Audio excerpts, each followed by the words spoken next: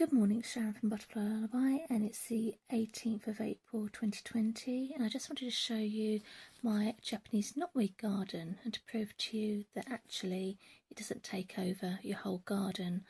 I'm going to do a complete walkthrough later on just to show you the garden.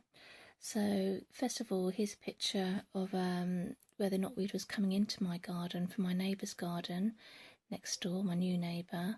They had knotweed on the other side of their garden as well, so we don't really know where the knotweed came from, but the sad thing is that I think that, you know, in the UK we need to stop using pesticides. It's really bad for our health, especially with this coronavirus thing, and start, you know, getting rid of knotweed naturally. And there's loads of uses for it. It could create lots and lots of jobs.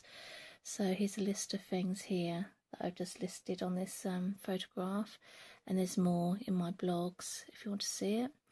So yeah, here's the picture of the knotweed, of me cutting the knotweed here. I used to use it in smoothies, etc. I can't use it now. Oxford Bio have told me that yeah, I can't use it for my soap making, but hopefully in a couple of years time, when the pesticide stuff stops, I'll be able to use it again.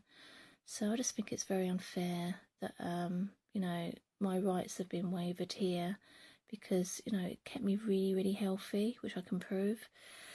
But anyway, so here's a picture of where the knotweed used to be, and you can see the little rabbit house here and all the bluebells, and you know, I've controlled that just by cutting it down. It's as simple as that. So it's very easy to control. And here's a picture of my friend in the USA, my herbalist friend Chris Long from Nana's Naturals, and you know, she wanted to buy the knotweed from me a few years ago when it was organic to use for her herbal medicines. Sadly, you know, that didn't happen because of my new neighbour using pesticide. I don't blame my new neighbour, it's the mortgage companies and the media that do a lot of scaremongering, so people are frightened to have it in their garden. So yeah, so now I'm going to just go through a walk through the video of the garden.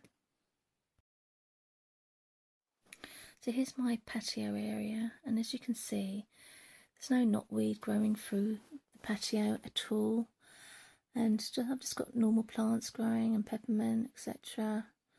There's no knotweed on the grass. So I've got two separate gardens. This is the first garden, and the second garden's down the back. So yeah, I've got a lovely little, heavenly garden. Lots of people comment on a garden, they really like it. It's wild and natural.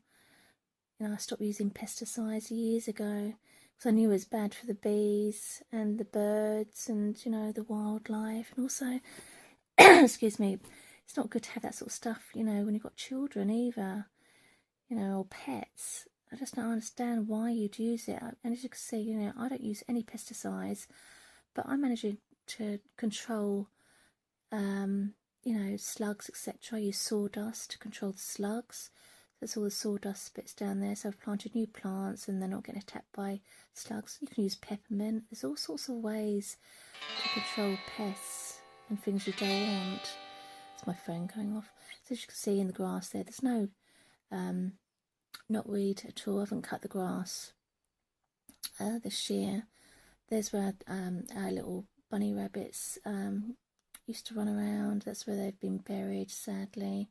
They all died of a virus this year, which is very upsetting for my daughter and for us. And I'm trying to grow some wildflowers here, so hopefully I can come back and show you a video of that when it's all grown. And it's my little potting shed, which I love. I'm growing sunflowers. Now I'm just going to take you down to the back garden. As you can see, look, it's not overgrown there on the grass with knotweed. You know, all you have to do is cut it down. They do this in America. They just cut the grass and the knotweed goes. And my dad is an ex-gardener for the council, and he said, you know, if you keep cutting something down, it's going to go. It doesn't matter what plant it is. So there's some of the knotweed that I've kept there to clean the soil from all the toxins. So there's my next door neighbour's garden. That's where the knotweed was growing there, and you can see bluebells. So I've just easily controlled that area there. I'm keeping it away from the fence. Like like I do with Frank, etc. And Frank actually dug a ditch for me because we got a blocked off stream. Was sort of sold on the house. They didn't tell us about the blocked off stream, but I've turned this into a negative, and I think I can do something with this stream. So anyway, there's that ditch there to stop the water coming down the garden. And yeah, so I mean, I could get rid of all this knotweed easily if I wanted to, just cut it all down. But I don't want to because it cleans the soil, and I want clean soil. I want to be able to grow organic foods in this garden. I want to be able to forage in this garden again because it's so good for your health. I mean, I used to put this in smoothies, and my bones were in really good health back then, and they've deteriorated since I've not been able to do this. But I'm determined to get my health back on track again. So anyway, I thought I'd show you that clip. So yeah, I've lived here 17 years, and you know, you'd think after 17 years that knotweed would be right at the front of the garden if it's that bad, and it obviously isn't.